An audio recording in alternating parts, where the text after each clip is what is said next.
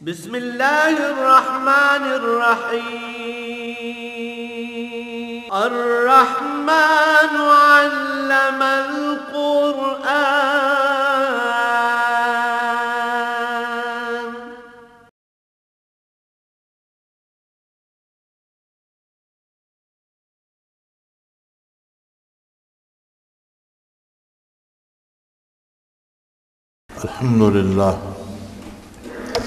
الحمد لله رب العالمين، والصلاة والسلام على حبيبه محمد وآله وصحبه أجمعين.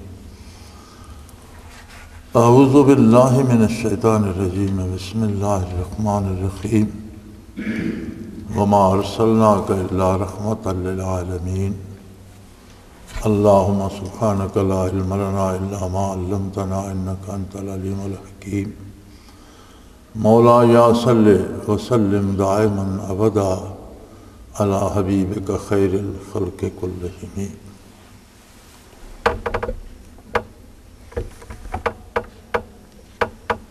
دنوں، مہینوں، سالوں کی گردش ایک دفعہ پھر سال کو اس موڑ پہ لے آئی ہے. ربیع الاول کا مبارک مہینہ ہے، اور یہ وہ مبارک مہینہ ہے جس میں حضور نبی کریم صلی اللہ علیہ وآلہ وسلم کی ولادت باسعادت ہوئی، اور حضور صلی اللہ علیہ وآلہ وسلم وجود باجود سمیت منصب شہود پر اور عالم انسانیت میں جلوہ افروز ہوئے. ہمارے ہاں کچھ رواجات ہو گئے ہیں، رسومات بن گئی ہیں، جس پر کہا گیا کہ یہ امت رسومات میں کھو گئی ہے، حقیقت خرافات میں کھو گئی ہے. حقائق اور قیمتی باتیں جو تھیں ان کا دامن ہم سے چھوٹ رہا ہے، اور حکایات اور روایات جو تھیں ان پہ ہم زیادہ الجھتے جا رہے ہیں، اور پھر اس میں اختلافات اور اس میں بے شمار تماشے اور نقصانات بڑھتے جا رہے ہیں. حضور اکرم صلی اللہ علیہ وآلہ وسلم رحمت مجسم ہے. ارشاد باری ہے کہ ہم نے آپ کو تمام جہانوں کے لیے رحمت بنا کر بھیجا ہے. تمام جہانوں میں اولین و آخرین،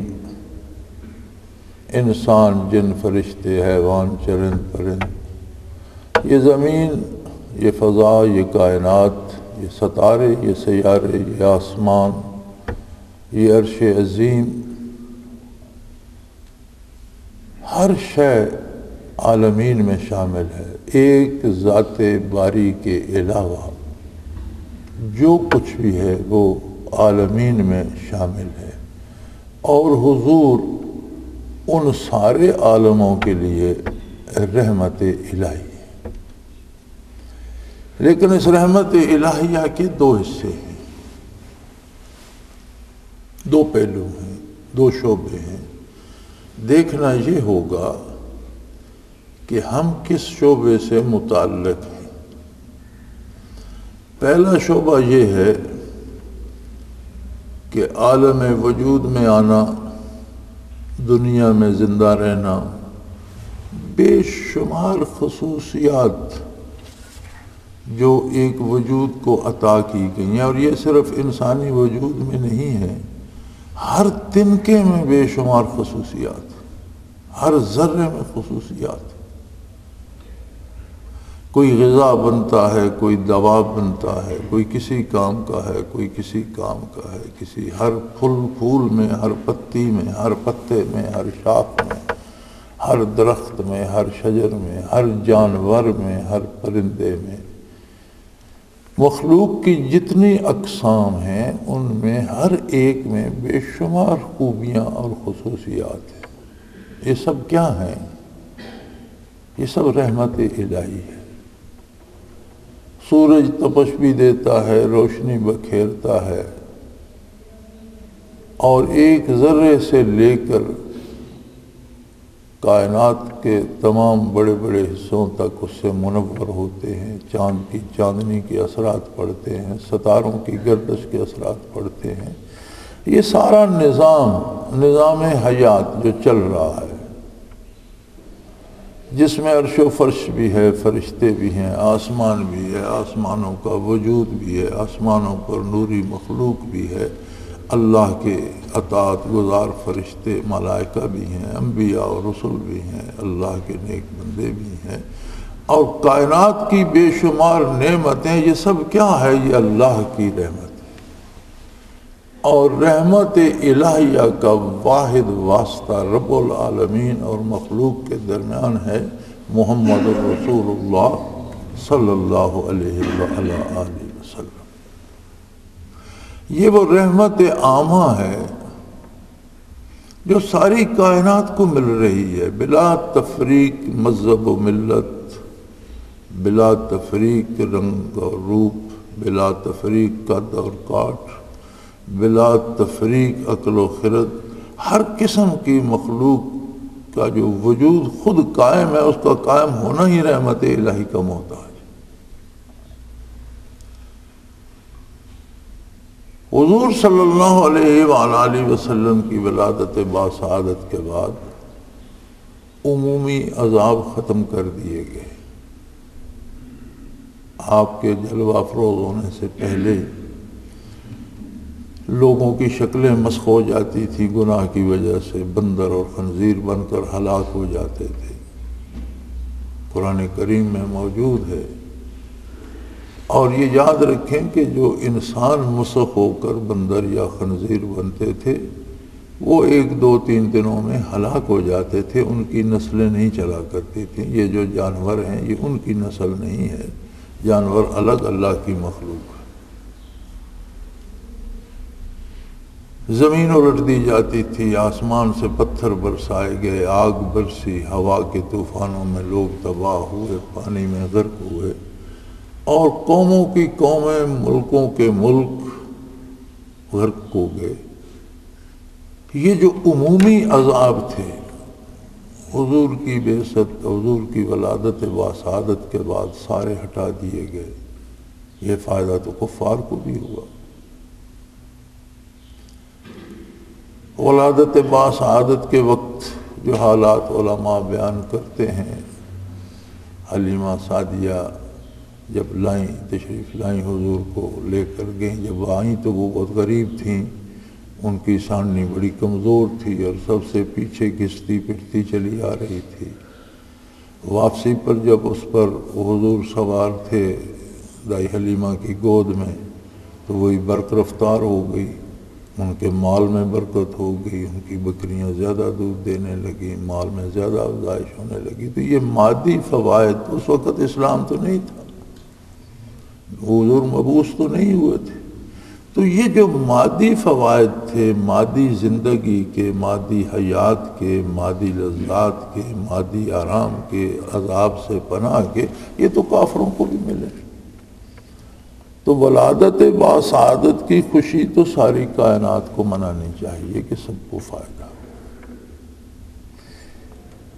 لیکن بندے دوسرا ایک شعبہ ہے رحمت الہی کا اور حضور صلی اللہ علیہ وسلم کی رحمت للعالمین کا، وہ شعبہ ہے کہ کر دیا ہم سخن بندوں کو خدا سے، اس مشت غبار کو معرفت الہی نصیب، اور یہ اپنی منزل کو پہنچا۔ تخلیق آدم کا اور اس مخلوق کے پیدا کرنے کا مقصد ہی کیا تھا؟ حدیث قدسی میں آتا ہے، نبی کریم صلی اللہ علیہ وآلہ وسلم نے فرمایا کہ اللہ کریم نے فرمایا کنت کنزا مخفیا فآببت ان اعرف فخلقت الخلق، کہ میں ایک پوشیدہ خزانے کی طرح تھا، میری ذات کو کوئی نہیں جانتا تھا۔ یہ جرت مخلوق میں کسی کو نہیں تھی کہ یہ سوال کرے کہ اللہ کون ہے، اللہ کہاں ہے، اللہ کیسا ہے۔ اطاعت گزار فرشتے بھی تھے، یہ زمین و آسمان بھی میں نے پیدا کر دیے، ان میں مخلوق بھی پیدا کر دی۔ کسی مخلوق میں میری طرف نگاہ اٹھانے کی جرت نہیں تھی۔ پھر مجھے یہ بات پسند آئی کہ کوئی میرا جاننے والا بھی ہونا، کوئی ایسا بھی ہو جو مجھے پہچانتا تو اب تو ان عورف ہو، کوئی مجھے پہچانے، کوئی میری ذات میری صفات کو جانے، وہ مجھ پر فدا ہو جائے، وہ مجھ پر کٹ مرے، وہ میرے لیے خود کو قربان کر دے، وہ میری خاطر تڑپے، وہ میری خاطر بیدار ہو، اسے میری یاد جو ہے اس کی نیندیں اڑا دے، وہ میرے لیے بے قرار ہو، کوئی ایسا بھی ہونا چاہیے۔ تو میں نے عالم انسانیت کو پیدا فرما دیا۔ انسان کا وجود بھی عناصر اربع سے بنا، آگ، مٹی، ہوا اور پانی سے، اور ان چاروں کے ملنے سے نفس بنا۔ یہ 5 عناصر ہیں انسانی وجود کے۔ لیکن اس مالک الملک نے چونکہ اس وجود کو اپنی معرفت کے لیے بنایا تھا، تو اس میں جو روح پھونکی گئی وہ عالم امر سے تھی۔ یسألونک عن الروح قل الروح من امر ربی وما اوتیتم من العلم الا قلیلا۔ آپ صلی اللہ علیہ وآلہ وسلم سے روح کے بارے سوال کرتے ہیں تو فرما دیجئے کہ روح عالم امر سے ہے، اور انسانی علم اس سے آگے جاننے کا متحمل نہیں ہو سکتا کہ عالم امر سے اس کی تخلیق کیسے ہوئی ہے، کیسے رب نے بنائی ہے، کس طرح بنی ہے، کس طرح انسانی وجود کا اس کا رشتہ بنا۔ یہ چیزیں سمجھنا انسان کے بس کی بات نہیں، تمہارے پاس علم بہت کم ہے۔ جس طرح عناصر اربع وجود کا حصہ تھے، اسی طرح چونکہ روح کو اس بدن میں قیام فرمانا تھا، تو عالم امر کے 5 لطائف بھی اس وجود میں سمو دیے گئے: قلب، روح، سری، خفی اور اخفا۔ یہ 5 لطائف بھی عالم امر کے، وہ انہیں لطیفہ اس لیے کہتے ہیں کہ یہ بہت نازک اور بہت لطیف تر مقامات ہیں۔ انسان جب روئے زمین پر آیا تو شیطان بھی اس کے ساتھ راندہ درگاہ ہو کر زمین پر پہنچ چکا تھا۔ اب شیطان کی بازی یہ تھی کہ وہ انسان کو اس طرح الجھائے کہ وہ ان لطائف کی طرف متوجہ نہ ہو، محض ظاہری وجود کو پالنے کے لیے ہاتھ پاؤں مارے زندگی گزار دے، اور اس میں اللہ اور اللہ کی اطاعت کا جذبہ، جب یہ لطائف ہی مردہ ہو جائیں گے تو وہ خصوصیت انسان کا، وہ کمال کہ اس میں طلب الہی ہو، وہ ختم ہو جائے گا۔ پھر دوسرے جانوروں کی طرح ایک جانور یہ بھی ہو جائے گا جو کھائے پیے گا، بچے پیدا کرے گا، گھر بنائے گا، مر جائے گا۔ اکبر الہ مرحوم نے اسی پر کہا تھا کہ کیا کہیں احباب کیا کار نمایاں کر گئے، کیا کہیں احباب کیا کار نمایاں کر گئے، بی اے کیا نوکر ہوئے، پنشن ملی اور مر گئے۔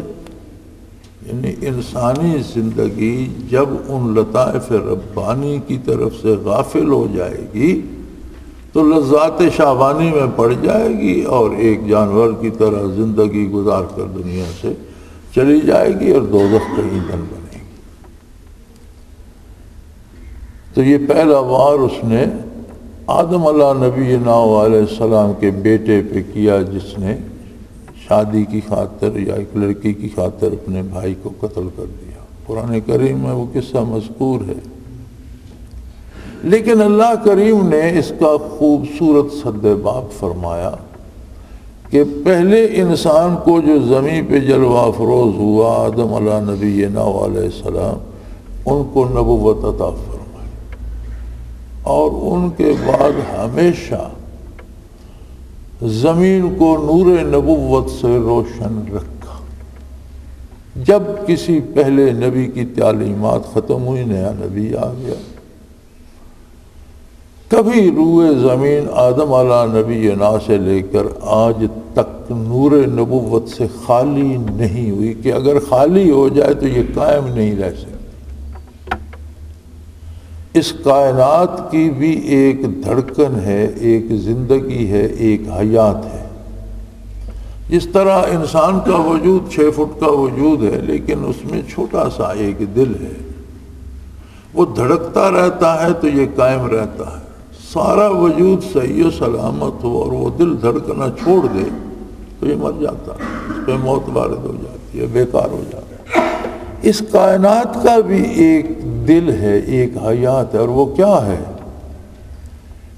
کسی نے عرض کیا تھا کہ یا رسول اللہ صلی اللہ علیہ وسلم، قیامت کب قائم ہوگی؟ فرمایا حتی لا یقال اللہ اللہ، کما قال رسول اللہ صلی اللہ علیہ وسلم، کہ جب کوئی اللہ اللہ کہنے والا نہیں ہوگا۔ یعنی یہ اللہ اللہ، یہ اسم ذات اور اس کا ذکر، اور وہ مکلف مخلوق جو انسان ہے اور جو انبیاء کی اتباع کی مکلف ہے، جب تک اللہ اللہ کرتی رہے گی کائنات کا نظام قائم رہے گا۔ جب کوئی اللہ اللہ کرنے والا نہیں ہوگا تو سمجھو کائنات کے دل کی دھڑکن بند ہو گئی، کائنات تباہ ہو جائے گی، قیامت قائم ہو جائے گی، زمینیں پھٹ جائیں گی، آسمان پھٹ جائیں گے، چاند ستارے جھڑ جائیں گی، کچھ باقی نہیں رہے گا۔ آدم علیہ نبینا علیہ الصلوۃ والسلام سے لے کر عیسیٰ علیہ السلام تک مسلسل انبیاء تشریف لاتے رہے۔ ہاں یہ ضرور رہا کہ آدم علیہ السلام کے سامنے ان کی اولاد ہی تھی، اور تو انسانی آبادی نہیں تھی، وہ ان کے لیے نبی تھے۔ پھر انسانیت پھیلی تو جگہ جگہ آبادیاں بنی، تو قرآن کریم فرماتا ہے کہ کوئی آبادی ایسی نہیں جسے تعلیمات رسالت سے اللہ نے محروم رکھا ہو، یا وہاں نبی بھیجا یا نبی کی تعلیمات پہنچی۔ جو وقت بدلتا گیا، انبیاء اقوام کے لیے آئے، مخصوص علاقوں کے لیے تشریف لائے اور مخصوص زمانوں کے لیے تشریف لائے۔ پھر بعد میں نئی نبوت و رسالت، نئی کتاب آ گئی، کتابیں آئیں، تاکہ حضور نبی کریم صلی اللہ علیہ وآلہ وسلم جلوہ افروز ہوئے، اور آپ کی ذات کی وہ برکات جن سے تعلق صرف بندہ مومن کو ہے، غیر مومن جن سے کچھ فائدہ حاصل نہیں کر سکتا، ان کا تعلق ہے بعثت محمد الرسول اللہ صلی اللہ علیہ وآلہ وسلم سے۔ جب آپ مبعوث ہوئے، عمر مبارک 40 برس ہوئی اور وحی کا نزول ہوا، تو آپ پڑھتے ہیں تاریخ میں کہ خواتین میں پہلی مسلمان حضرت خدیجہ الکبریٰ رضی اللہ تعالی عنہا ہیں، مردوں میں پہلے مسلمان ابو بکر صدیق رضی اللہ تعالی عنہ ہیں، بچوں میں پہلے مسلمان حضرت علی رضی اللہ تعالی عنہ ہیں۔ تو اس سارے کا تعلق بعثت علی سے ہے نا۔ جب تک حضور مبعوث نہیں ہوئے پھر تو کوئی مسلمان نہ ہو سکا، اسلام کا وجود ہی نہیں تھا۔ اب جو مسلمان ہوا،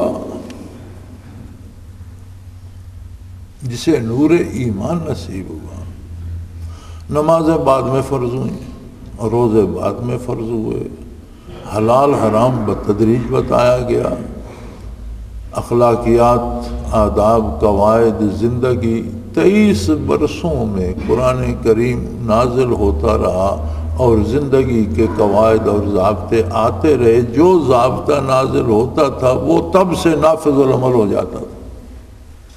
اس میں تو 23 برس لگے، لیکن وہ پہلی عظیم خاتون جو مسلمان ہوئی وہ پہلا عظیم انسان خوش بخت جو مسلمان ہوا، وہ پہلا بچہ جو مسلمان ہوا، وہ مسلمان ہوتے ہی شرف صحابیت پر فائز ہو گیا۔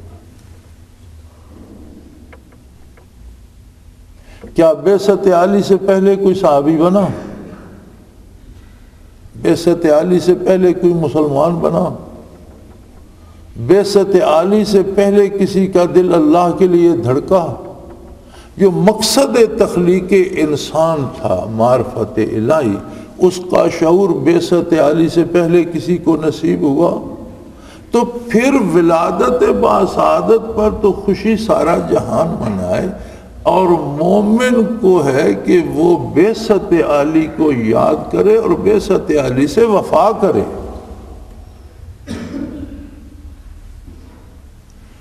ایک نگاہ جو تھی بعثت علی کے بعد جسے نصیب ہوئی، ایک نگاہ میں وہ شرف صحابیت پہ سرفراز ہو گئے۔ صحابیت معمولی بات نہیں ہے۔ ہم اہل اللہ کا احترام کرتے ہیں، وہ جگہ جہاں مسجدیں بن جاتی ہیں، اللہ کا ذکر ہوتا ہے، عبادت ہوتی ہے، تلاوت ہوتی ہے، وہ دوسری زمین سے وہ زمین افضل ہوتی ہے، دوسرے مکانوں سے وہ مکان افضل ہوتا ہے۔ اسی طرح وہ دل جو اللہ کی یاد سے روشن ہوتے ہیں، وہ دوسرے دلوں سے بہت افضل ہوتے ہیں، اور ایک ولایت خاصہ بعض لوگوں کو نصیب ہوتی ہے۔ تو آپ دیکھتے ہیں دنیا ان کا کتنا احترام کرتی ہے، ان سے دین سیکھتی ہے، برکات حاصل کرتی ہے، لیکن ساری دنیا بھی اگر ولی ہو جائے اور سب کی ولایت جمع کی جائے تو وہ نیچے رہ جائے گی، اور عظمت صحابہ کی ابتدا ہی اس سے بہت اوپر سے۔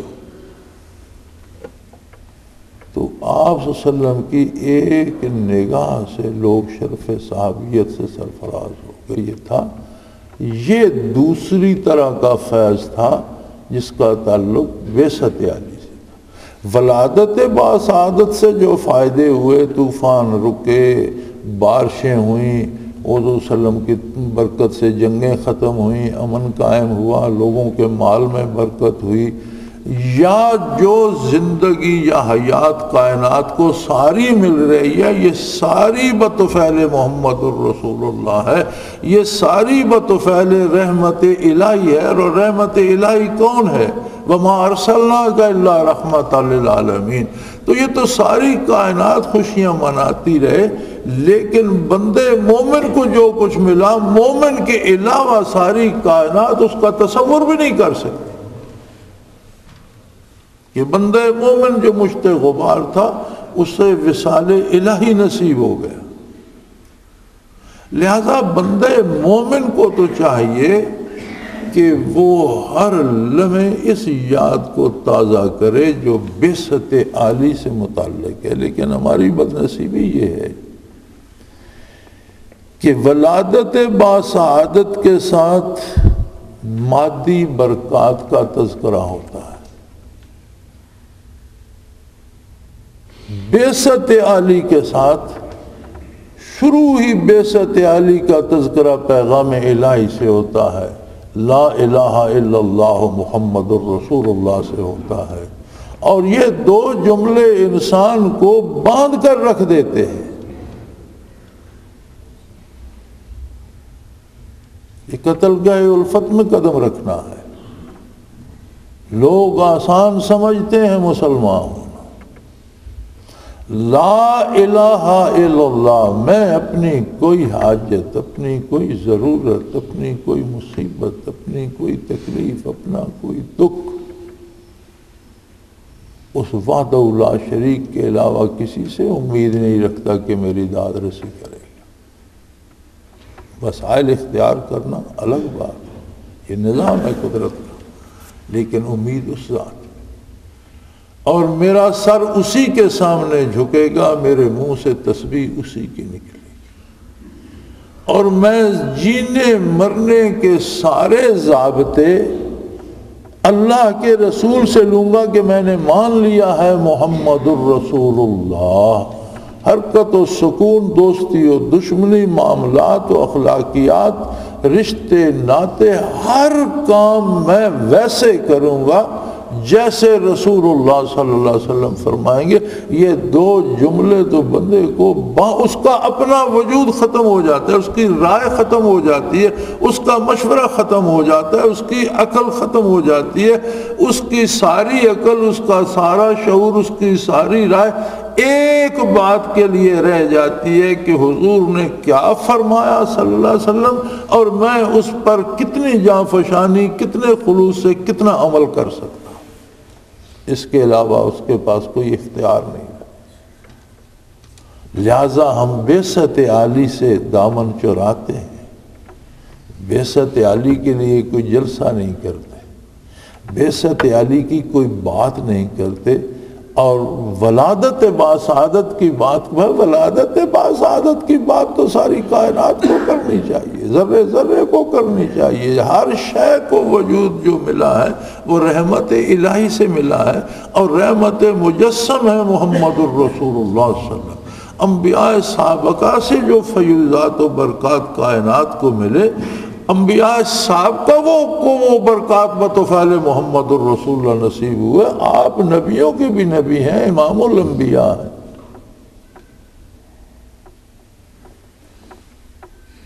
اور اللہ کریم نے تمام انبیاء کی یہ آرزو پوری کرنے کے لیے کہ انہیں بھی اتباع محمد الرسول اللہ نصیب ہو جائے، شب معراج آدم علیہ السلام سے لے کر عیسیٰ علیہ السلام تک تمام انبیاء کو بیت المقدس میں جمع فرمایا، جنہوں نے دوگانہ حضور کی اقتداء میں ادا کیا۔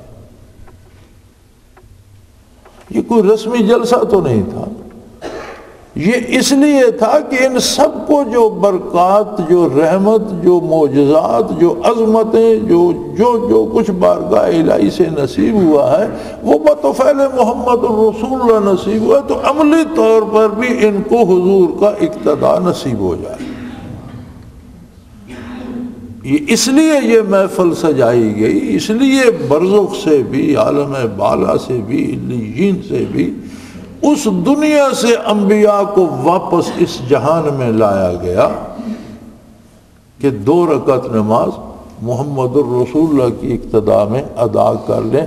تو یہ 2 رکعت ادا کرنے کے لیے اگر سارے نبی اور رسول اور صاحب کتاب اور اولی العزم رسول بھی، آدم علیہ السلام، نوح علیہ السلام، شیش علیہ السلام، ابراہیم علیہ السلام، اسماعیل علیہ السلام، موسیٰ علیہ السلام، کس کس کا نام گنیں گے آپ؟ یعقوب و یوسف علیہ السلام، اور جن کے اسماء گرامی قرآن نے بتائے وہ سارے بھی، جو نہیں بتائے وہ سارے بھی، کم و بیش 1.25 لاکھ کے قریب جو انبیاء اور رسول مبعوث ہوئے تھے، سارے کے سارے تشریف لائے کہ 2 رکعت اقتداء محمد الرسول اللہ میں انہیں نصیب ہو جائے۔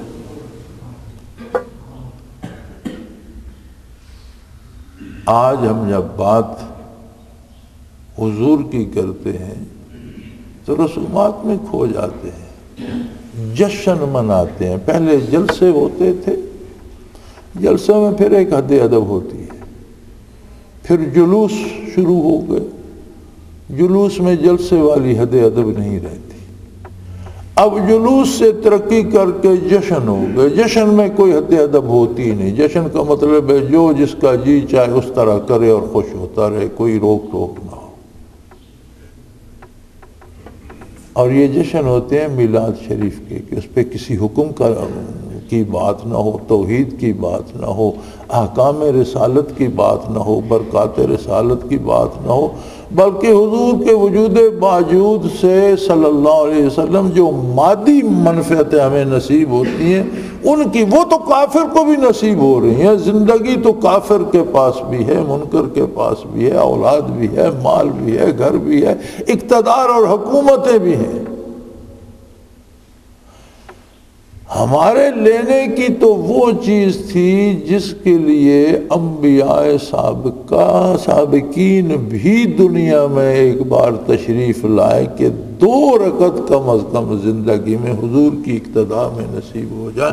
کبھی ہم نے سوچا کہ ہمیں دن میں 5 دفعہ کتنی رکعتیں نصیب ہوتی ہیں، یہ کس کی اقتداء ہے؟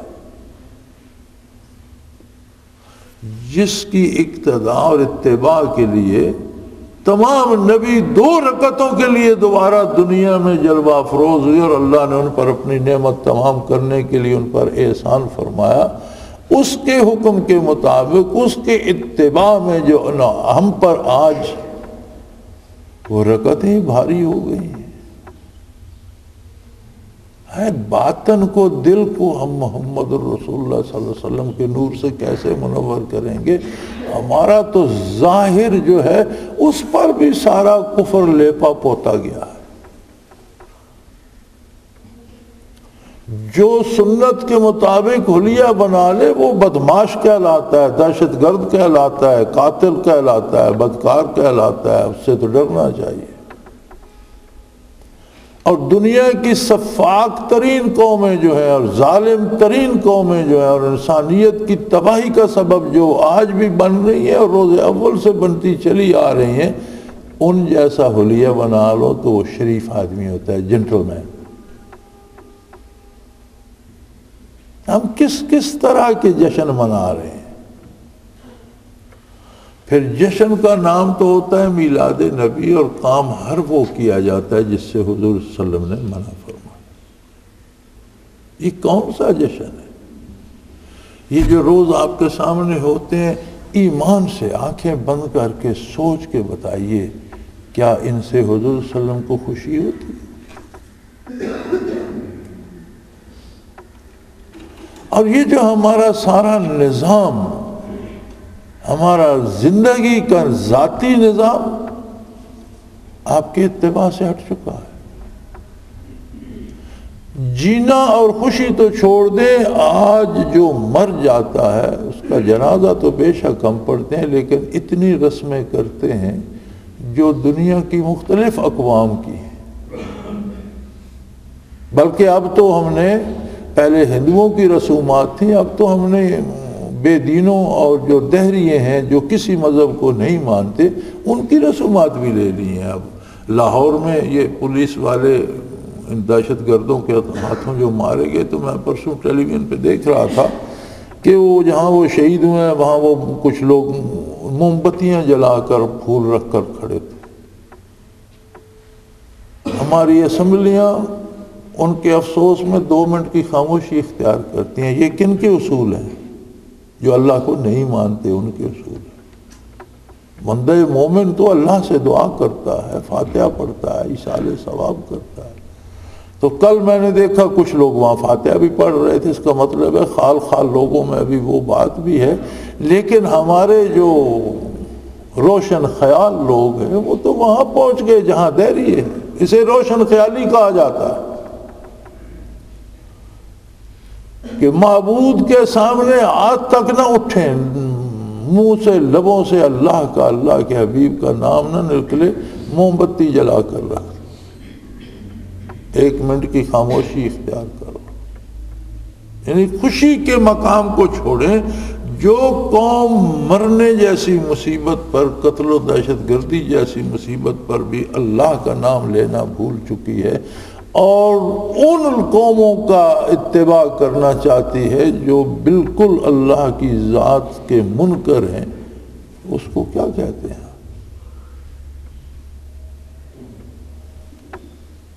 اس لیے ہم جشن ولادت مناتے ہیں کہ اس میں کوئی حکم شرعی نہیں ہے۔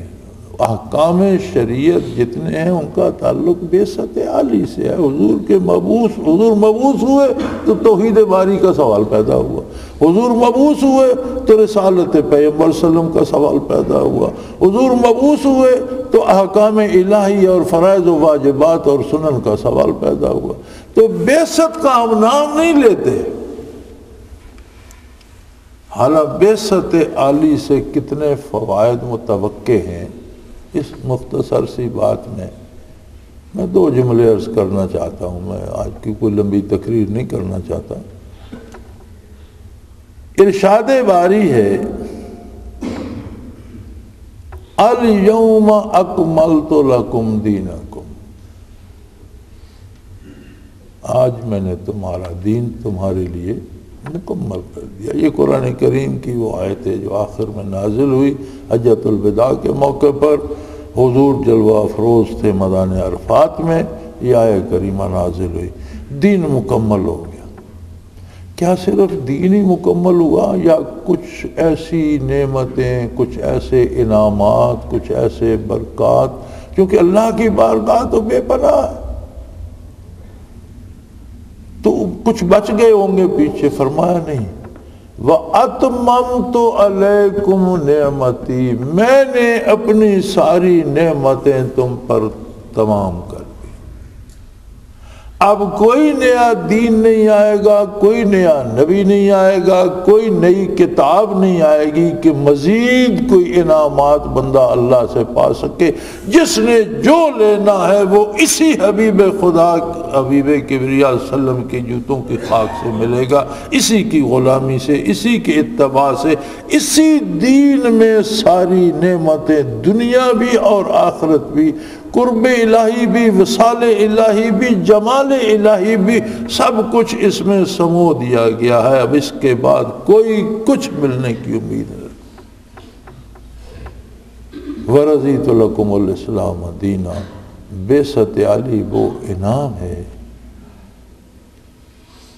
جس کا قیامت تک کسی کو زندگی مل جائے، زبان ساتھ دے، عقل سلامت ہو، اعضاء و جوارح سلامت ہوں، کوئی لمحہ وہ چپ نہ کرے، علم بے پناہ ہو، اور شروع ہو جائے اور قیامت قائم ہونے تک بولتا رہے، بیان کرتا رہے، تو تعریفیں ختم نہیں ہو سکتی۔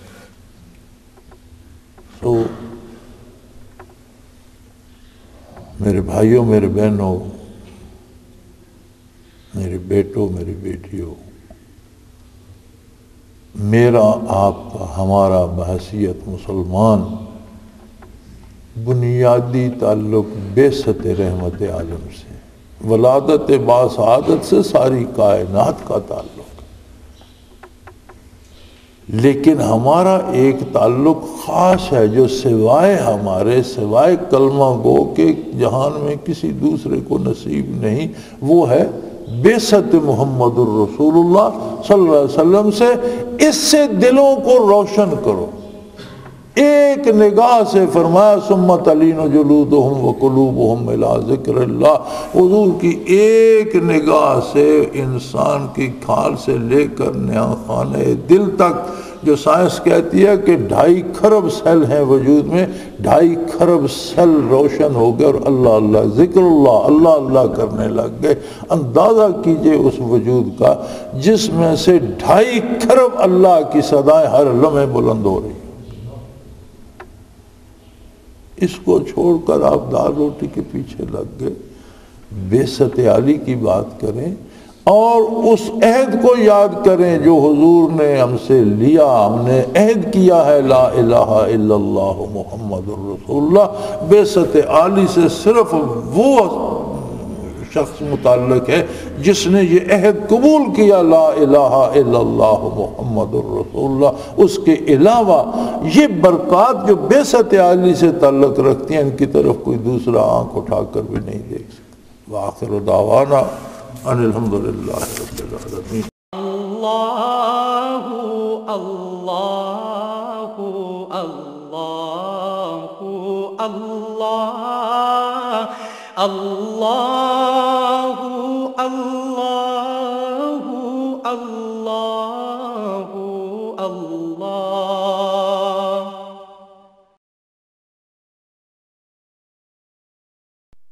حضرت امیر محمد اکرم آوان مد ذلہ العالی دارالعرفان منارہ ضلع چکوال میں سالہ سال سے قرآن و حدیث کے اوپر خطابات کر رہے ہیں اور سلسلہ نقشبندیہ اویسیہ کے مطابق لوگوں کو ذکر الہی کی تربیت دے رہے ہیں۔ وہ قرآن پاک کی تفسیر ترتیب وار بیان کر رہے ہیں۔ تفسیر قرآن کو وہ موجودہ ملکی اور بین الاقوامی حالات کے مطابق بیان کرتے ہیں۔ موٹر وے سے کلر کہار کے انٹرچینج سے نکلتے ہوئے، کلر کہار کی جھیل سے ہوتے ہوئے، میانی، بوچھال اور نورپور سے گزرتے ہوئے دارالعرفان منارہ پہنچ سکتے ہیں۔ حضرت امیر محمد اکرم آوان نے بچیوں اور بچوں کی دینی اور دنیاوی تعلیم کے لیے سقارہ اکیڈمی کے نام سے ایک درسگاہ بھی قائم کی ہے۔ जिसका इफ्तिताह मुल्क पाकिस्तान के सदर जनरल मोहम्मद ज़ियाउल हक ने अपने दस्ते मुबारक से किया था। वो तमाम अहबाब जो इस्लाम की तलब रखते हैं उनसे गुजारिश है कि दारुल इरफान मिनारा ज़िला चकवाल में अमीर मोहम्मद अकरम आवान साहब के खिताबात से मुस्तफ़ीद हों। वो हर जुमे को नमाज से पहले बयान फरमाते हैं।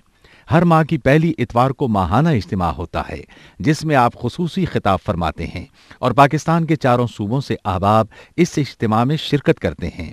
इसके अलावा यहाँ साल में 2 मरकजी इज्तिमात भी होते हैं, एक रमज़ानुल मुबारक में एतिकाफ का इज्तिमा और दूसरा जुलाई और अगस्त में 40 दिन का इज्तिमा होता है जिसमें रूहानी तरबियत की जाती है। अपना खून सीमाब देकर इतना हम कर जाएंगे, नाम आका का चमन में फिर रकम कर जाएंगे।